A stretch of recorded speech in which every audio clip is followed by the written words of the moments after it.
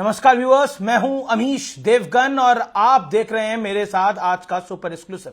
मेरे साथ news maker हैं, मेरे साथ एक्टर हैं, मेरे साथ पार्लियामेंटेरियन है और वेटरन पार्लियामेंटेरियन है। मेरे साथ शत्रुघ्न सिन्हा साहब हैं। शत्रुघ्न सिन्हा जी, आपका स्वागत है न्यूज 18 पर। मेरा पहला सवाल आपसे तो यही होगा क्योंकि बंगाल के चुनाव की बेला आ चुकी है, एक परीक्षा की घड़ी है, अग्नि परीक्षा की घड़ी है। क्या आपको लगता है कि इस बारी दीदी जीत का चौका लगा पाएंगी या फिर इस बार भारतीय जनता पार्टी यानी आपकी पुरानी पार्टी मौके पर चौका मारेगी?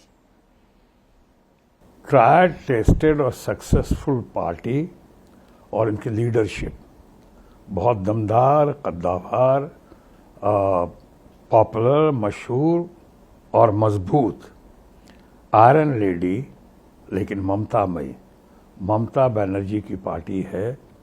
उसको फिक्र करने की ज़रूरत नहीं है। मैं समझता हूँ परीक्षा की घड़ी ज़रूर है, लेकिन ओपोनेंट्स के लिए है, ये ममता बनर्जी के लिए नहीं है। मैं ये सवाल इसलिए पूछ रहा हूँ, पिछली बारी बीजेपी 3 से 77 तक आ गई, से 77 तक के नंबर तक पहुंच गई। तो इस बार भारतीय जनता पार्टी को लगता है कि कोलकाता जिसे कहते हैं वो अब दूर नहीं है, यानी रॉयटर्स बिल्डिंग पर भगवा लहराएगा, ऐसा उन्हें लगता है? देखिए, अपना अपना नज़रिया है, अपनी अपनी सोच है। अगर भारतीय जनता पार्टी के फ्रेंड्स हमारे, और जब मैं फ्रेंड्स कहता हूं तो आपको तो पता है कि अपने बर्तनों को मैं बहुत अच्छी तरह से पहचानता हूं। 30 साल में रह चुका हूं भारतीय जनता पार्टी में। तो ये इस पार्टी में प्रचार ज़्यादा होता है और प्रचार का इम्पैक्ट भी कई बार ज़्यादा दिखाई पड़ता है। लेकिन इस बार जो है आपने देखा होगा कि आपने कहा कि सीटें जो हैं 3 से करीब 70 पहुंच गईं। हालांकि उसमें से कई लोग लौट कर टीएमसी में आ गए, बात अलग है। लेकिन इतना कहता हूं कि वो भी याद रखिए आप कि अगर पार्लियामेंट्री सीट्स हमारे पास भारतीय जनता पार्टी के पास अगर 19 थी, वो घटकर 12 हो चुकी हैं और 12 से भी अब इस बार और बहुत कम होने के आसार हैं। तो ये उतार चढ़ाव तो खैर चलता है, कई कारण होते हैं, कई फैक्टर्स होते हैं। कई लोग कहते हैं वोटों में कुछ धांधली, या कुछ लोग कहते हैं गड़बड़ी, वोट चोरी वगैरह सब। मैं इन पे नहीं जाऊंगा। फिलहाल मैं जाऊंगा ममता जी के पॉपुलरिटी पे, ममता जी के काम पे, ममता जी के नाम पे। जिस तरह से उन्होंने प्रभाव छोड़ा है हमारे बंगाल की महिलाओं पे, यूथ पे, माइनॉरिटीज़ पे, वो अद्भुत है। एक क्योंकि माइनॉरिटी की आपने बात करी, बीजेपी बार बार ये आरोप लगाती है कि ममता बनर्जी तुष्टीकरण करती है, यानी मुसलमानों का अपीजमेंट करती है और घोर अपीजमेंट करती है। यही कारण है, बीजेपी तो उनको कई नामों से भी बुलाती है। अब मैं वो नाम नहीं लेना चाहता, लेकिन फिर भी देखिए, अपीजमेंट तो जिसको ममता बानो कहते हैं। अब ये तो अभी थोड़ी देर पहले मैंने कहा कि भारतीय जनता पार्टी के दोस्त हमारे प्रचार के लिए जाने जाते हैं और माने जाते हैं। प्रचार बहुत करते हैं, तरह तरह की बातें करते हैं। देखिए, आप देखिए, इनका ट्रोल चलता है, इनका अपना सेल है जो ये सब एंटी पब्लिसिटी तरह बातें। लेकिन पिछले 12-13 साल में आपने देखा होगा 2014 के बाद घटनाक्रम कैसे बदला है और भारतीय जनता पार्टी चुनाव जीतना जान गई है। जब अटल जी, अडवाणी जी का युग था तो बीजेपी चुनाव जीतती कम थी, हारती ज्यादा थी। अब इस युग में जीतती ज्यादा है, हारती कम है। सही कहा आपने। लेकिन इसके साथ ये भी कहना पड़ेगा कि अभी लोगों के दिमाग में एक सवालिया निशान है कि कैसे जीतती है। मैं नहीं कह रहा हूं इस पर कुछ, अभी मैं ये कह रहा हूं कि एक सवाल खड़ा तो हो गया है। ऐसे कुछ लोगों ने जो बताया है, आपको सामने दिखाया है कैसे जीत हुई है, चाहे महाराष्ट्र में हो कि हरियाणा में हो कि बिहार में हो। तो इस तरह की जीत जब हासिल की गई है तो बंगाल में तो डबल इंजन की सरकार नहीं है, ये वहीं ज़्यादा हुआ है जहाँ डबल इंजन की सरकार रही है। बंगाल में तो ये ट्रिपल इंजन जो है उसके लिए बहुत चैलेंज हो गया है। कैसे जीते बंगाल में? आप तुष्टीकरण बोलते हैं, ये तुष्टीकरण का आरोप दरअसल किस पे लगता है? मुझसे कह रहे हैं आप, किसी और पे लगता है? मैं तो भारतीय जनता पार्टी में रह चुका हूँ। मेरा तो भारत रत्न नानाजी देशमुख मुझे लेकर गए थे। मेरा तो लालन पालन भारतीय जनता पार्टी में हुआ। अटल बिहारी वाजपेयी जी फादर फिगर, भूतपूर्व और अभूतपूर्व प्रधानमंत्री, और हमारे फ्रेंड, फिलोसफर, गाइड और गुरु, ऑल टाइम गुरु अडवाणी जी, इन्होंने हमें हवाले किया। मदन लाल खुराना, जिनको टाइगर कहा जाता था दिल्ली का, उनके हवाले किया। हमें बिहार के बहुत ज़बरदस्त थे नेता हमारे कैलाशपति मिश्रा जी, जी उनको पास दिया गया मुझको ट्रेनिंग के लिए। तो मेरा लालन पालन भारतीय जनता पार्टी में हुआ। इसीलिए मैं थोड़ी देर पहले कहा मैंने कि मैं बहुत सोच समझकर, जब मुझे लगा कि अब लोकशाही खत्म हो रही है भारतीय जनता पार्टी में और तानाशाही शुरू हो गई है, तो मैं आराम से बगैर कोई झगड़ा किए हुए, मैं चंद लोगों में और शायद पहला वाहिद इंसान हूं जिन्होंने पार्टी छोड़ कर गया। मुझे निकाला नहीं गया, मुझे किसी से शिकायत नहीं। आज के दिन सब मेरे आज भी बहुत सारे दोस्त हैं मेरे वहाँ। इसलिए आप देखते होंगे मैं कभी भी अपने वक्तव्य में या बयान में किसी व्यक्ति विशेष की बात नहीं करता हूँ। मैं कभी किसी को क्रिटिसाइज नहीं करता हूँ। सब तो मेरे दोस्त ही हैं। और ऐसे भी राजनीति में सबको दोस्त देखना चाहिए। विरोधी हैं, कोई दुश्मन नहीं है। राजनीति में मतभेद हो लेकिन मनभेद नहीं होना चाहिए। मनभेद नहीं होना चाहिए। लेकिन अब तो देखिए मन के भेद इतने सारे हो जाते हैं। अब बंगाल में अधिकारियों के ट्रांसफर हुए, अब उसको लेके ममता बनर्जी कह रही है कि ईसी की कार्रवाई political interference of highest order है। लेकिन पहले भी होते रहे हैं, 2014 से पहले भी हमने देखा है ऐसा होते रहे हैं। अधिकारी बदलते रहे हैं, बीजेपी रूल स्टेट में भी बदले हैं अधिकारी, इलेक्शन कमीशन नहीं बदले हैं। क्या आपको लगता नहीं है कि विपक्ष भी ज्यादा रीड करता है आज? नहीं अमीश देवगन जी, आप भी बहुत अच्छे से रीड किया आपने, और मैं आपकी तारीफ करता हूं, प्रशंसा करता हूं जिस तरह से आपने रीड किया।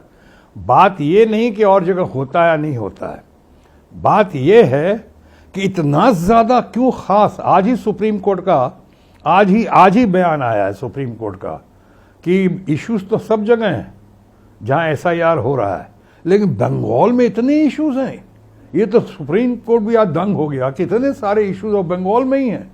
तो मैं ये कह रहा हूं, आपने किया लोगों को, उसमें एक थोड़ी बारीकी पे जाएं कि जिस तरह आप ट्रांसफर कर दिया, ऐसा कि आते आते अर्ली मॉर्निंग प्रातःकाल ब्रह्म मुहूर्त में, बगैर किसी जांच पड़ताल के, बगैर किसी इन्वेस्टिगेशन के, बगैर सामने वाले को मौका दिए हुए कि बता सके, अपना पक्ष रख सके, आपने चीफ सेक्रेटरी, एक तरफ आप कहते हो मैं बेटी बढ़ाओ, बेटी पढ़ाओ, बेटी बचाओ, ये सब बातें आप कहते हो। वहां पहली मुख्यमंत्री, पूरे देश में एक ही मुख्यमंत्री है और महिला मुख्यमंत्री ममता जी। दिल्ली में भी अब तो महिला मुख्यमंत्री अब आई हैं। मैंने शुरू से बता रहा हूं, वहां पे इसके पहले अपना जयललिता भी थी, लेकिन मैं अभी की बात कर रहा हूं। और दूसरा, मुख्यमंत्री वहां की चीफ सेक्रेटरी महिला। ये आनन फानन में जिस तरह से आपने महिला चीफ सेक्रेटरी का ट्रांसफर कर दिया, डीजी पुलिस का ट्रांसफर कर दिया, एडीजी लॉ एंड ऑर्डर का ट्रांसफर कर दिया, होम सेक्रेटरी का ट्रांसफर कर दिया, बंगाल के कलकत्ता के पुलिस कमिश्नर का ट्रांसफर कर दिया, इस तरह कितने सारे कमिश्नर्स आईपीएस आईएएस का आपने ट्रांसफर कर दिया। और क्या कहा कि चुनाव तक आप किसी चुनाव के कार्यक्रम में भाग नहीं लेंगे, किसी इलेक्शन के प्रोसेस में आप नहीं जाएंगे जी। आज उनमें से बहुत सारे लोगों को ट्रांसफर करके तमिलनाडु और केरला भेज दिया गया है और चुनाव की ड्यूटी में भेजा गया। तो मैं कह रहा हूं इसकी बारीकी पे जाइए। लेकिन शत्रुघ्न सिन्हा साहब, ऐसा पहली बार नहीं हुआ है कि इलेक्शन के मद्देनजर इलेक्शन कमीशन ने ट्रांसफर्स करे हों। एक फ्री एंड फेयर इलेक्शन करने के लिए ये कई चीजें जरूरी होती है, और बंगाल का एक ट्रैक रिकॉर्ड रहा है, चाहे वो लेफ्ट का कार्यकाल रहा हो, चाहे वो ममता जी का कार्यकाल रहा हो। एक वायलेंस हम देखते हैं, इसमें तो कोई दुराई नहीं है। बंगाल की धरती पे जब भी चुनाव होता है हमें वायलेंस दिखती है। आपने ठीक कहा, कुछ हद तक ठीक कहा आपने। और मुझसे ज्यादा वायलेंस किसने देखा होगा? आपको तो पता है कि जब मैं भारतीय जनता पार्टी में था तो शायद पूरे भारतवर्ष में सबसे बड़ा स्टार कैंपेनर अटल बिहारी वाजपेयी जी या वीपी सिंह साहब हों या देवीलाल जी हों या आडवाणी जी हों, इनके बाद शायद चंद लोग थे जिनको सबसे बड़ा स्टार कैंपेनर का नाम ही मुझसे पड़ा है। ये जो स्टार कैंपेन की शुरुआत, ये नाम मेरे से पड़ा है, स्टार कैंपेनर। और इस तरह से मैंने कहाँ कहाँ कैंपेन नहीं किया, नागालैंड से लेके, बिहार से लेके, हैदराबाद से लेके, कहाँ नहीं किया, महाराष्ट्र होगी, तमिलनाडु, सब जगह किया। और मैंने जो वायलेंस देखा है, चाहे उत्तर प्रदेश में देखा हो उस वक्त या बिहार में देखा हो, उसकी तुलना तो की ही नहीं जा सकती है। बंगाल तो मेरी नज़रों में बिल्कुल सर्वधर्म समभाव का प्रदेश है। मैं वहाँ पे एक मिनट खत्म कर उसी बात पे आ रहा हूँ जो आपने कहा। आसनसोल में अमीश देवगन जी मेरा सबसे बहुत पसंद है मुझे, लेकिन सबसे ज़्यादा मुझे अच्छा लगा, वहाँ पे बैनर लगा था सिटी ऑफ ब्रदरहुड, भाईचारे का शहर है, यानी जहाँ पे सर्वधर्म समभाव हो, सद्भावना हो, प्रेम हो, एक दूसरे के साथ खुशहाली में रहते हैं लोग। बंगाल में भी आपने माइनॉरिटीज का जिक्र किया था, इतने सारे हमारे माइनॉरिटीज के परिवार हैं वहाँ पे। अब अगर उनका वो ख्याल रखती हैं, अगर अपने आंचल में संभाल के सबको रखती हैं, तो ये आप तुष्टीकरण कहेंगे या सही मायने में गार्डियनशिप कहेंगे। मैं इसको गार्डियनशिप कहूँगा कि अपना फर्ज बनता है सर्वधर्म समभाव, सबको मिला जुला कर रखें। एक आखिरी बात कहकर ख़त्म करता हूँ कि आपने कहा कि ये जो हर जगह होता है और इसलिए बंगाल में जो हुआ उनका अधिकार है, जो इलेक्शन कमीशन ने किया उनका अधिकार क्षेत्र है, करना ही चाहिए उनको, किया बहुत अच्छा है। लेकिन अधिकार क्षेत्र का मतलब ये तो नहीं है कि आप अपनी मनमानी करेंगे, ऐसा करेंगे कि आपका नोटिफिकेशन या नोटिस निकलेगा और उस पर हमारे भारतीय जनता पार्टी की मुहर लगी होगी। अभी आपने देखा है जो केरला में हुआ, वो कहीं भी हो सकता। यानी पर्यायवाची शब्द क्यों बन गया election commission Bharatiya Janata party का?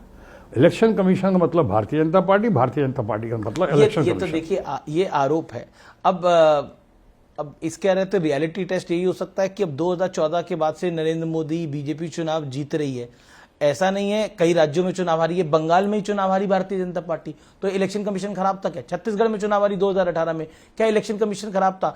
तो जहां जीत जाते हैं वहां इलेक्शन कमीशन सही हो जाता है, जहां हार जाते हैं वहां गलत हो जाता है। जहां हार जाते हैं, जहां कई बार जहां जीते हैं वो कह सकते हैं despite, in spite of drama जीते हैं। और उसके बाद बहुमत जब सामने आती, जैसे इस बार बंगाल में कुछ भी कर ले, बंगाल में ममता जी की जीत होगी क्योंकि बहुमत उनके साथ है, वहाँ की जनता जनार्दन का आशीर्वाद है ममता बनर्जी के साथ, और इसलिए वो जीतेंगी। और दूसरी बात जो आपने कहा कि ये इनका ये जहाँ हार जाते हैं जी, वहाँ कह देते हैं कि साहब इलेक्शन का ना ऐसी बात नहीं है। ऐसा अगर हुआ, ये डबल इंजन का जिक्र किया था, वहाँ तो हो जाता है आपसे, बहुत मुश्किल से होता है, कई जगह वो हो जाता है, लेकिन अब यहाँ तो ट्रबल इंजन है, यहाँ सिंगल इंजन है। यहाँ पे बंगाल के लोग साथ है ममता के। एक मेरा छोटा सा प्रश्न है, बार बार आप भारतीय जनता पार्टी से अपने पुराने लिंक की बात कर रहे हैं।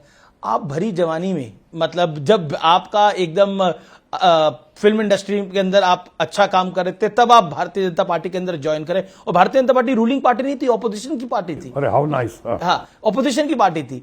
और जब बीजेपी सत्ता में आई, जब पूर्ण बहुमत के साथ बीजेपी की पहली सरकार बनी और जब दूसरी बार सरकार बनी तो आपने पार्टी छोड़ दी। एक मेरा प्रश्न है, क्या वापस बीजेपी में कभी जाएंगे अगर मोदी जी बुलाएं? नहीं, मैं व्यक्तिगत तौर पे मोदी जी को मैं अपना मित्र मानता हूँ, हमारी पुरानी दोस्ती है, और मैं इसलिए आप देखते हो कि मैं हमेशा उनको बहुत रेस्पेक्ट के साथ, दोस्ती के साथ उनका जिक्र करता हूँ।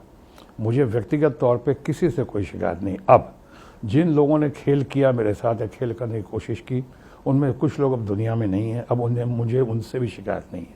लेकिन मैं ये ज़रूर है कि भरी जवानी में स्टारडम में या सुपर स्टारडम में बगैर टायर्ड और रिटायर्ड हुए, बगैर फेल हुए और फ्लॉप हुए, मैं भारतीय जनता पार्टी में, भारत की राजनीति में आया, भारतीय जनता पार्टी में आया, अपनी सामाजिक जिम्मेदारी के तहत आया। और सामाजिक जिम्मेदारी के तहत आया, भले कि वैसे बीजेपी ने भी आपके साथ बहुत बुरा किया था, आता ही आपको राजेश खन्ना के सामने चुनाव में लड़वा दिया था। वो तो मैं आडवाणी जी को ना नहीं कह सकता था। आडवाणी जी, हमने कहा शुरू से मैं उनको फ्रेंड, फिलोसफर, गाइड और गुरु माना है। उन्होंने कहा कि राजेश खन्ना के साथ मैं तो चुनाव के लिए तैयार, मैं तो जयप्रकाश नारायण जी से प्रभावित होकर मैं राजनीति में आया था, और मैं हेल्दी राजनीति के लिए आया था, और ये सोच के आया था कि चुनाव नहीं लड़ूंगा मैं। लेकिन मैं आडवाणी जी की बात नहीं कर सका, और बगैर तैयारी के सीधे कूद गया, और सामने उस चक्कर में चुनाव तो हार ही गया, हरा दिया गया या हारा, और साथ ही में मैं अपने दोस्त को भी हार गया। वो हमारा राजेश खन्ना भी हमसे गया, मेरे बहुत अच्छे मित्र थे, वो नाराज थे। मेरी बड़ी इच्छा थी कि जब हॉस्पिटल में थे वो, कि मैं भी कुछ दिनों के लिए हॉस्पिटल में था, तो मैं सोचा जाके सबसे पहले फिर माफी मांगूंगा, हमसे इतना नाराज क्यों है। उस चक्कर में अभी तक नाराज थे। लेकिन जब तक मैं जाता, मेरी बेटी सोनाक्षी ने मुझे खबर की कि राजेश खन्ना भी दुनिया में नहीं रहे, तो मैं गले लग के उनसे रो के माफ़ी मांगना चाहता था कि मैं तुम्हारा दिल अगर दुखाया तो अब माफ़ कर दो, बात ख़त्म हो गई। तो ये तो हुआ कि मैं, लेकिन उसके बाद तैयारी की। हमने आपको कहा मदन लाल खुराना जी के यहाँ दिया गया, कैलाशपति मिश्रा जी के यहाँ दिया गया, अटल जी की बहुत गाइडेंस मिली, और इन लोगों से बहुत ट्रेनिंग मिली। मैं अब आज की राजनीति पे आता हूँ। आपने बोला प्रधानमंत्री मोदी आपके मित्र हैं, लेकिन जब ऑपोजिशन के लीडर राहुल गांधी उनको कॉम्प्रोमाइज्ड बोलते हैं और कुछ लांछन लगाने का प्रयास करते हैं, क्या कहना चाहते हैं? आरएसएस की बैकग्राउंड से आते हैं नरेंद्र मोदी, आप उनको बतौर सीएम देख चुके हैं, आपने नमो और सुशील मोदी को सुमो दिया था, मुझे याद आता है। मेरा टाइटल मेरा ही दिया हुआ है, नमो। तो आपके नमो को जब कोई कॉम्प्रोमाइज बोलता है तो how do you see it? नहीं, मुझे ये पॉलिटिकल मामला है। पर आप इसको कैसे देखते हैं? नहीं, हमने नहीं कहा है। पर आपको लगता है सही है ये बयान? मैं कहने वाला सही और गलत का आपकी अपनी निजी राय क्या है? मेरी निजी राय कि मेरे से मैं उन बातों पे नहीं जाऊंगा, क्योंकि वो पॉलिटिकल है, एक्सप्रेशन पॉलिटिकल है, कुछ उसके पीछे तर्क है, कुछ कारण हैं। वो भी लीडर ऑफ द ऑपोजिशन है राहुल गांधी, और बहुत पॉपुलर लीडर ऑफ ऑपोजिशन है। आज कई लोग हम ऑपोजिशन के मिलते हैं, वो कहते हैं हमें गर्व है कि वो हमारे लीडर हैं ऑपोजिशन के। और इधर मोदी जी जो हैं आज तीसरी बार प्रधानमंत्री बनकर आए हैं, भले कम तादाद या कम दमखम से पहले के मुकाबले, वो अलग इशू है, पर 3 बार बनकर आए हैं। अब इन लोगों के बीच में कुछ ये कहते हैं, कुछ वो कहते हैं।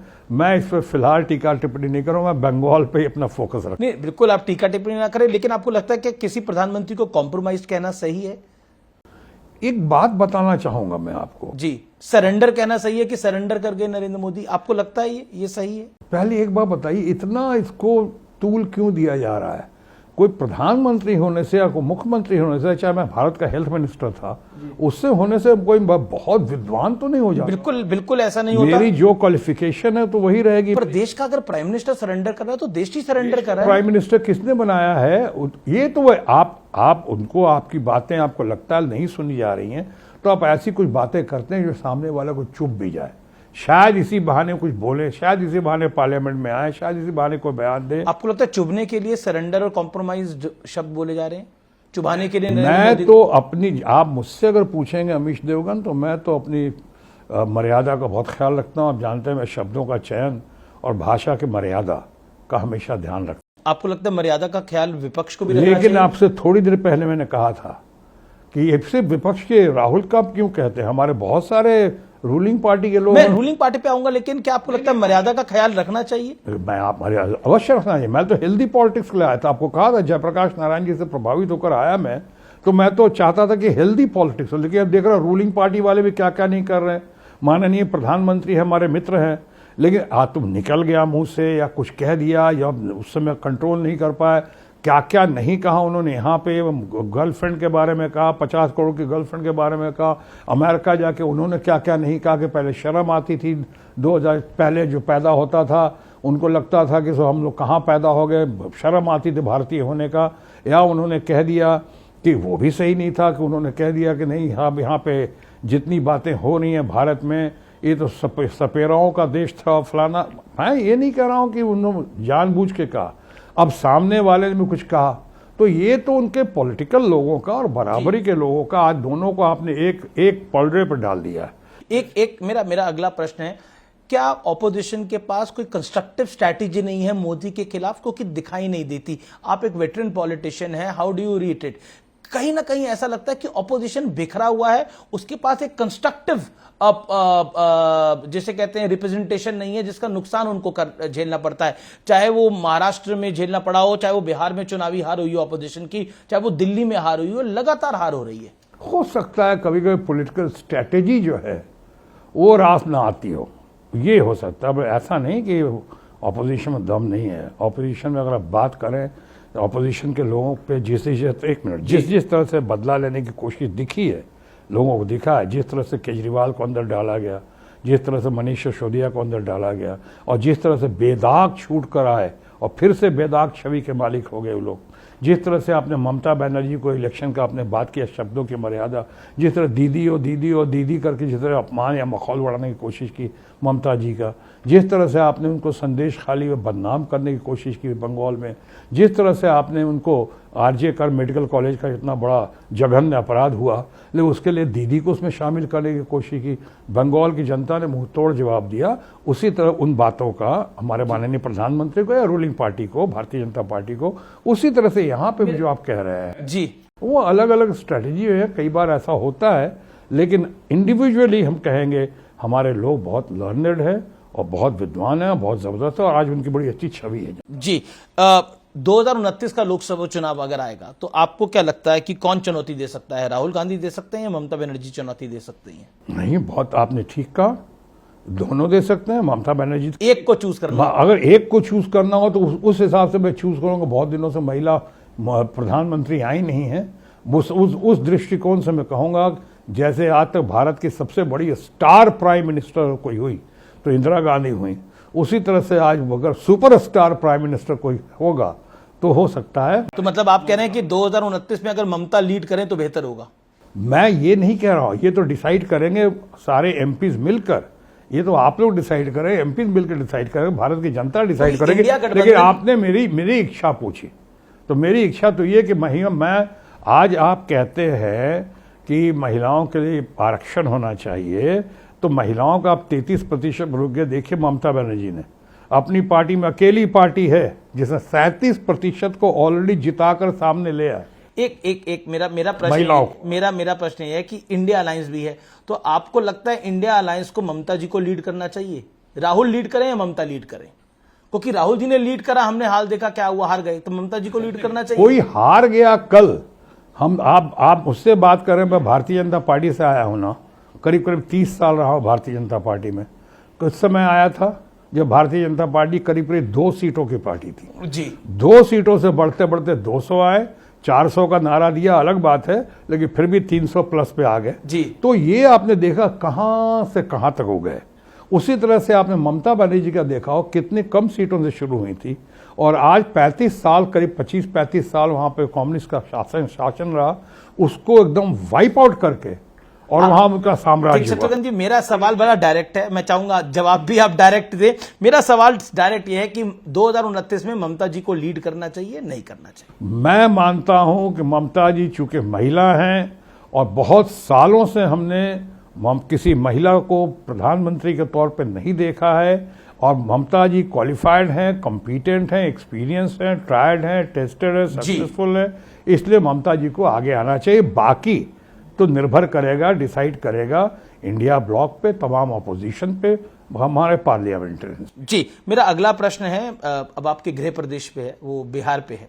बिहार में बहुत बड़ा परिवर्तन होने जा रहा है। नीतीश कुमार इतने वर्षों बाद सीएम हटेंगे, भारतीय जनता पार्टी, आपकी पुरानी पार्टी का सीएम आएगा। क्या लगता है आपको, ये कितनी बड़ी बात है? ये किस दृष्टिकोण से कहूं, बड़ी बात भी लगती है और बुरी बात भी लगती है। ये आपने कहा कि 25 से क्या 21 से 25 ने 25 से 29 फिर से नीतीश जी, तो आपने नीतीश बाबू के नाम पे, वो हमारे मित्र है, जैसे लालू यादव हमारे मित्र है, नीतीश बाबू भी बहुत अच्छे मित्र है, हमें तो बड़ा भाई कहते रहे कई बार। तो वो 25 से 29 आप नीतीश बाबू के नाम पे चुनाव लड़ते हैं, उनको लेकर आते हो, कहते हैं सीटें ज्यादा हो कम हो मुख्यमंत्री यही होंगे। तो ये आपने थोप दिया, ये आपने लोगों के जहन पे एकदम प्रिंट कर दिया।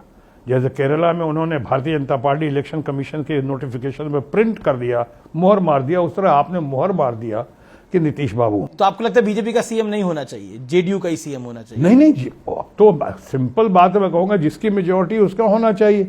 यहाँ अगर मेजोरिटी में कहीं लगता है तो जिसके पास ज्यादा कॉम्पिटेंट लोग हैं, ज्यादा एक्सपीरियंस है, जो बढ़िया लोग, जिनकी छवि भी अच्छी है, अच्छी छवि का आदमी होना चाहिए। तो बीजेपी में आपको कौन लगता है सीएम बन सकता है? एक अगर आप चॉइस देना चाहें, गिरिराज सिंह, सम्राट चौधरी, कौन हो सकता है? नहीं, अच्छी छवि का लड़का बहुत अच्छा है, वो गया है वहां से। मैं नहीं कह रहा हूँ सीएम और नो सीएम, वो तो आप डिसाइड करेंगे, आप लोग डिसाइड करेंगे, लेकिन नितिन नवीन बहुत अच्छा लड़का है। वो तो पार्टी अध्यक्ष बन गए हैं। पार्टी अध्यक्ष, यहाँ तो अध्यक्ष बन के भी बहुत लोग चुनाव लड़ते हैं, ऐसी बात नहीं है। अब तो राज्यसभा में आ गए, आपको मिलेंगे पार्लियामेंट में। हाँ, अच्छा आदमी है, अच्छा लड़का, मैं उसको बहुत मानता हूँ, उसके परिवार को मानता हूँ। नितिन नवीन का पिताजी मेरे साथ बहुत करीब रहे, इन लोग का सहयोग मेरे साथ भी रहा, मेरा भी आशीर्वाद इन लोग के साथ रहा, नितिन नवीन के साथ भी। अच्छे ऐसे और होंगे, लेकिन हम समझते हैं कि पार्टी लीडरशिप ये लोग चुन लेंगे। अगर पर्ची से नहीं निकाला गया नाम, तो कोई अच्छा आदमी जो कॉम्पिटेंट हो, क्वालिफाइड हो, और जिसकी छवि बहुत अच्छी हो। 2-3 नाम लिए, कौन हो सकता है? तो आप अपनी चॉइस बता दीजिए, आपकी चॉइस क्या है? रमेश देवगन जी, आप बहुत समझदार और सियाणे हैं। जी जी, एक आप नहीं नाम देना चाहेंगे। चलिए देखिए, इस समय दुनिया में क्राइसिस चल रहा है, हम देख रहे हैं मिडिल ईस्ट में वॉर चल रही है, भारत भी इसका भी इस पर इंपैक्ट आ रहा है। क्या कहना चाहते हैं, क्योंकि एक तरह से भारत सबके साथ बात भी कर रहा है, सबके साथ संबंध भी निभा रहा है और अपने लोगों का भला करने का प्रयास कर रहा है। क्या आपको लगता है ये डिप्लोमेसी में मोदी इफेक्ट है? What you say about it? प्रयास करने की कोशिश कर रहा है, लेकिन जैसे कहावत है, शो बिजनेस में या पॉलिटिक्स में, दोनों में सेंस ऑफ टाइमिंग बहुत इंपॉर्टेंट होती है जी।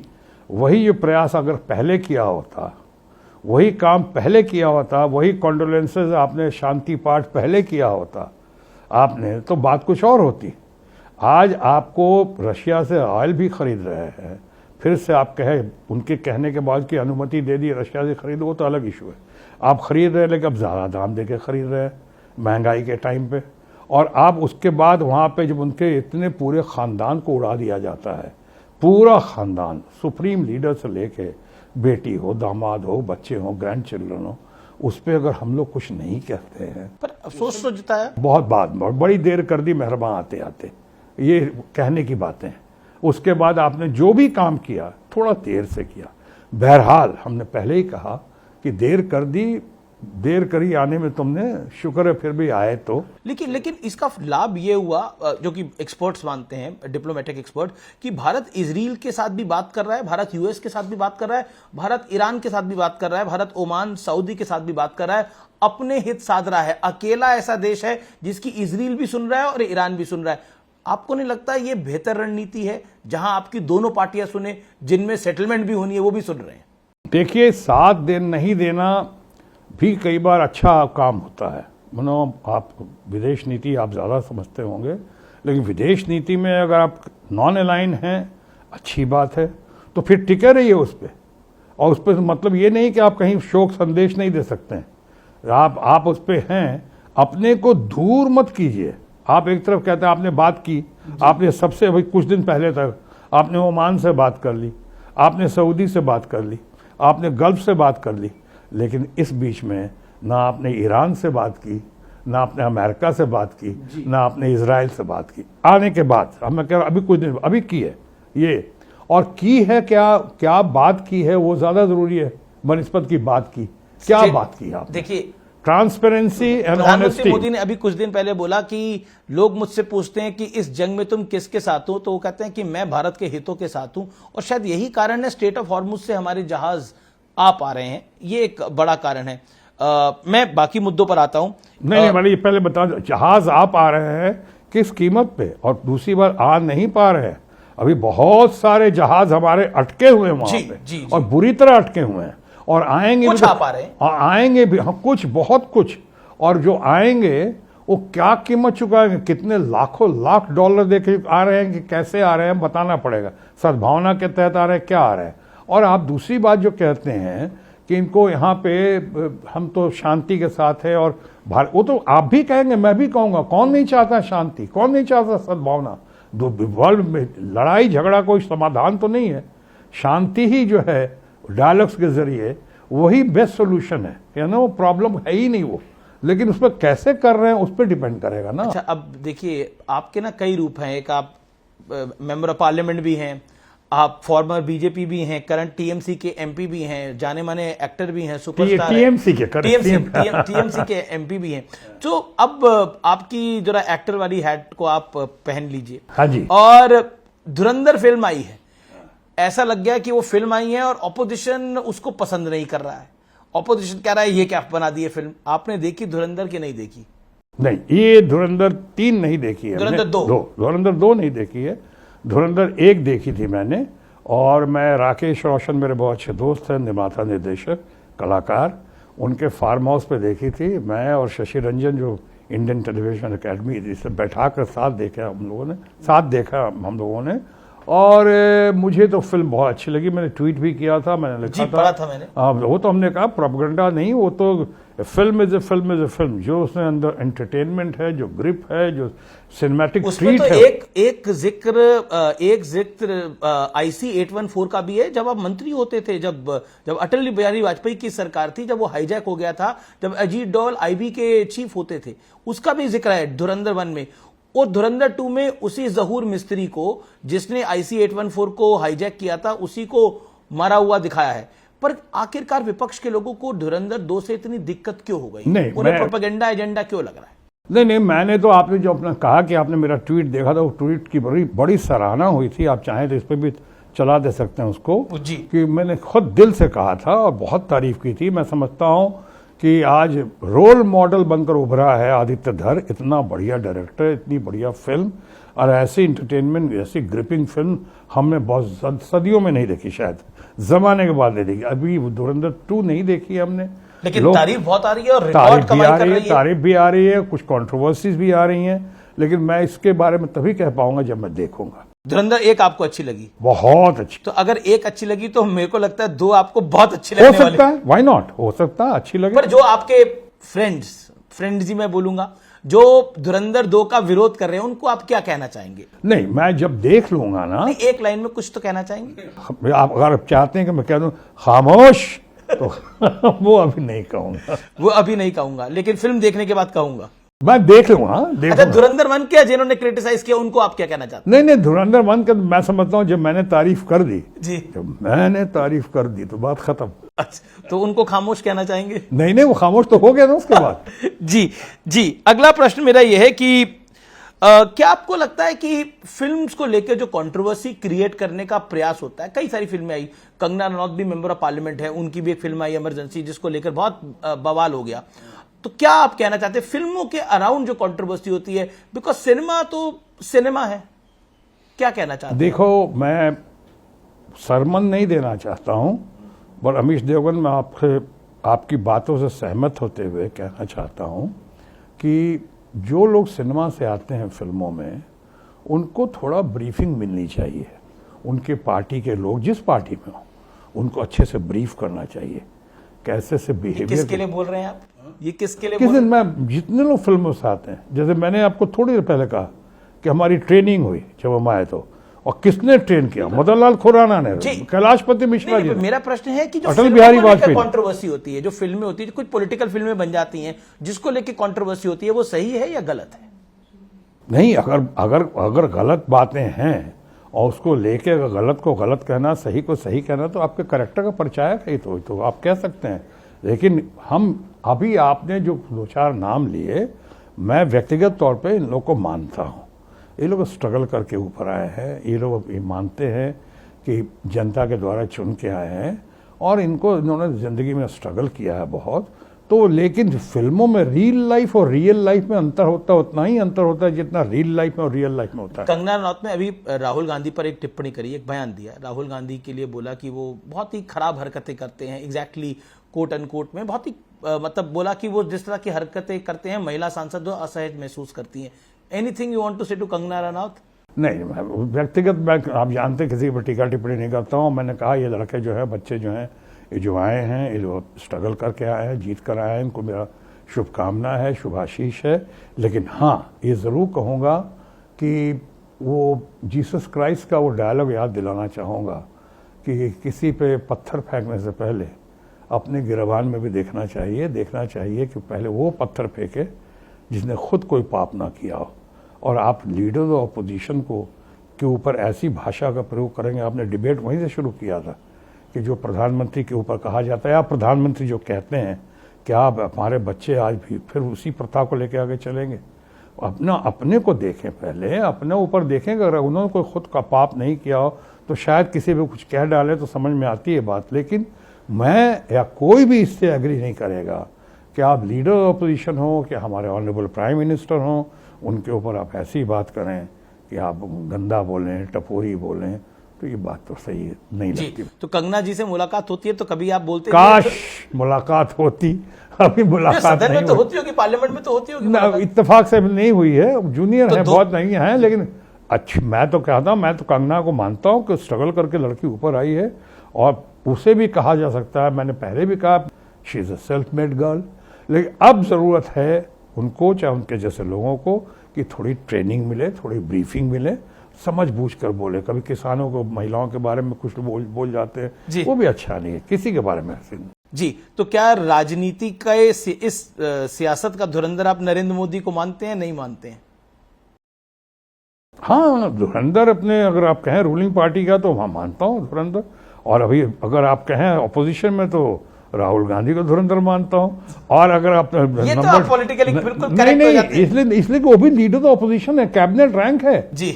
और एक बात आप नहीं भूलना चाहिए हम लोग किसी को, कि मोदी जी हमारे मित्र जो है प्रधानमंत्री हैं, वो 30 से लेकर 37% लोगों के नेता हैं, वो सही मायनों में, जबकि लीडर ऑफ ऑपोजिशन जो है 67% से लेकर 70% तक का नेता है। तो इसको आप अंडरस्टिमेट कैसे कर सकते हैं, उनको कैसे कम मानेंगे? और he must be given due respect, जो वो डिजर्व करते हैं, और मुझे लगता है वो डिजर्व करते हैं। अगर धुरंधर हैं नरेंद्र मोदी तो धुरंधर राहुल गांधी भी हैं और हमारी ममता बनर्जी। जी जी जी। तो अपने अंदाज में आप नरेंद्र मोदी के लिए कोई डायलॉग कहना चाहेंगे, कोई बात बोलना चाहेंगे नरेंद्र मोदी को, प्राइम मिनिस्टर को?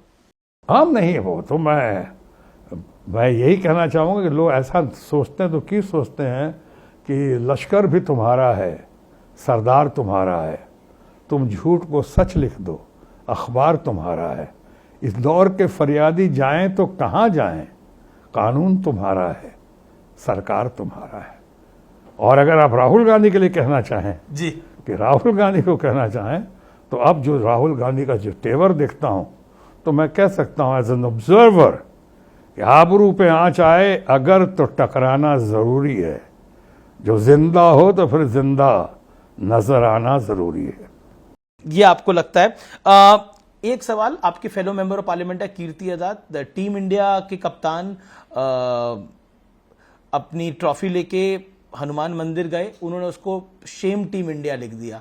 Harbhajan Singh member of parliament है, उन्होंने बोला अब वो हिंदू थे तो हनुमान मंदिर ले गए तो इसमें आपत्ति क्या हो सकती है?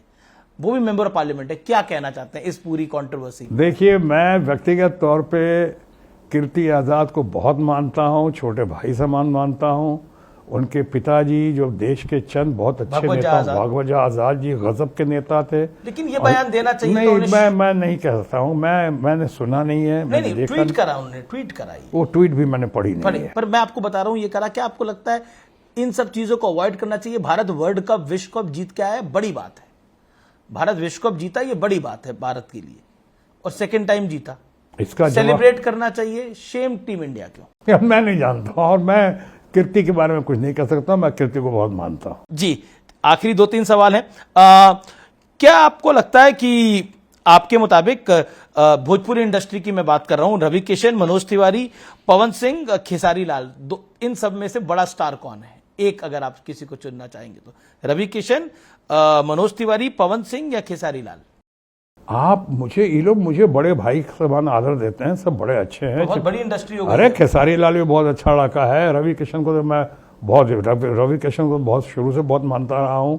मनोज तिवारी वगैरह बहुत अच्छे हैं, ये लोग इतने साल से हैं। आप एक को चूज करना आपको पसंद? पवन सिंह भी बहुत, पवन सिंह तो सुना कि वो चुनाव भी लड़ने आ रहे थे आपके खिलाफ, पर फिर वो कोई बात नहीं, कोई भी लड़ सकता है। आप किसको देखना पसंद करते हैं? Choose one. मैंने बहुत ज्यादा फिल्में देखी नहीं है, लेकिन रवि किशन की जो फिल्में देखी हैं उसकी तारीफ हुई है। और एक लापता लेडीज आई थी, हाँ, जी, जी, उसमें भी उसकी बहुत तारीफ हुई थी। जी, जी, जी, तो ऐसे कलाकार के तौर पे रवि किशन को की फिल्म देखी है, इसलिए मैं उसको पसंद करता हूँ। रैपिड फायर राउंड में अगला सवाल है, विपक्ष का भविष्य कौन है? राहुल गांधी है, ममता बनर्जी है या अखिलेश यादव? अरे अखिलेश यादव तो बड़ा डायनेमिक है, बहुत ही जबरदस्त है अखिलेश यादव। उसका वर्तमान भी अच्छा, भविष्य भी बहुत उज्जवल है। लेकिन एक को मैं कैसे चूज करूं? आप चाहते हो कि बाकी लोगों से अब विपक्ष में भी लड़ाई करूं? रूलिंग में तो लड़ाई हो चुकी है, अब यहां भी कर। ठीक है। जेनजी में किसका ज्यादा क्रेज है, राहुल गांधी का या अभिषेक बनर्जी का? बंगाल में अभिषेक बनर्जी का डेफिनेटली। ओवरऑल तो राहुल गांधी डेफिनेटली, जो लीडर ऑफ ऑपोजिशन है भाई, 70% लोगों को रिप्रेजेंट करते हैं वो। और जेनजी बताए, ये सब अभी नेपाल के बाद हमारा अपना पड़ोसी देश नेपाल, ग्रेट कंट्री नेपाल, उससे निकला है जेनजी। जैसे मुशर्रफ एक बार आया था तो एक नया आप लोगों ने एक्सप्रेशन निकाला था, बॉडी लैंग्वेज क्या कह रही है मुशर्रफ की, याद है आप लोगों ने निकाला था ये जब वो उनका आगरा विजिट, आगरा समिट में आए, तो वो आप लोगों का निकाला हुआ था। और अभी जेन जी जो है इधर का निकाला हुआ है। अब मैं समझता हूँ जेन जी में बहुत ताकत है, काबिलियत है, और जेन जी अच्छा कर रहे हैं, और जेन जी जिसको चूज कर रहे हैं मैं समझता हूँ बहुत अच्छे लोग हैं, उनको चूज कर रहे हैं। अगला सवाल, कौन सी धुरंधर आपको पसंद है? कौन सी फिल्म आपको पसंद है? धुरंधर, पठान, एक था टाइगर या धुरंधर 2? देखिए, मैं धुरंधर तो मुझे बहुत पसंद आई है। ओके। पठान और शाहरुख खान जो उसका नेशनल आइकॉन है भाई शाहरुख खान, उसकी फिल्म तो मुझे बहुत पसंद है ही, लेकिन मैंने देखी नहीं ना, मैंने पठान देखी। धुरंधर आपको अच्छी लगी? धुरंधर बहुत अच्छी लगी। नरेंद्र मोदी की एक खासियत? उनका एनर्जी लेवल, अच्छे मैच नहीं कर सकते हैं। No no no, what can energy, God bless him. इस मामले में भगवान उनको हमेशा तंदुरुस्त रखें, मजबूत रखें, दीर्घायु रखें, और उनकी एनर्जी लेवल से हम सब लाभान्वित हों, देश लाभान्वित हो, यही मेरी कामना और शुभकामना है। आखिरी सवाल, आपके घर का नाम रामायण है, अभी आपकी बिटिया की भी कभी विवाह हुआ है, सब ठीक ठाक है?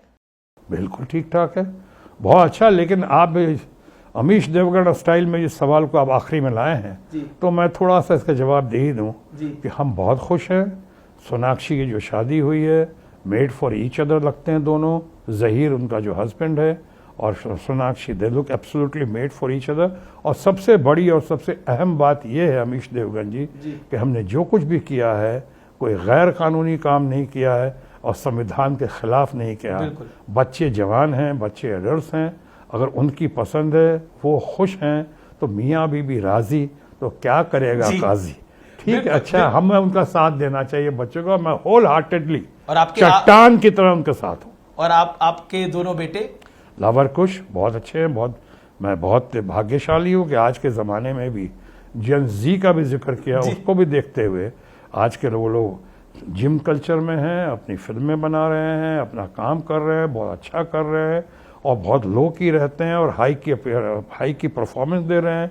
लो की अपीयरेंस और हाई की परफॉर्मेंस, ये बहुत अच्छी बात है। नॉन फिल्मी है और कोई ऐसी लत नहीं है जिस पे आपको कभी तकलीफ हो। ना स्मोकिंग है, ना सिगरेट है, ना बियर है। बड़ा अच्छा मैसेज दे रहे हैं आप, नई जनरेशन को भी बहुत बड़ा स्ट्रांग मैसेज दे रहे हैं। बहुत बहुत धन्यवाद शत्रुघ्न सिन्हा साहब, आपने हर सवाल का बड़ी बेबाकी के साथ जवाब दिया, अपने अंदाज में जवाब दिया, और बहुत अच्छा लगा आपसे बात करके बड़े समय के बाद। बहुत बहुत धन्यवाद। Love you for that, you are wonderful. Thank you sir, thank you. Thank you, God bless.